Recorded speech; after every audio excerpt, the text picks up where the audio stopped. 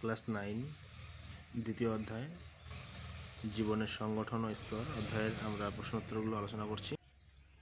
দেখো, 1-এর D number, 2-এর এ number, পরপর সবগুলো উত্তরগুলো দাগিয়ে আছে। তোমরা সব উত্তরগুলো লিখে নিতে পারো, যার যেটা দরকার হবে।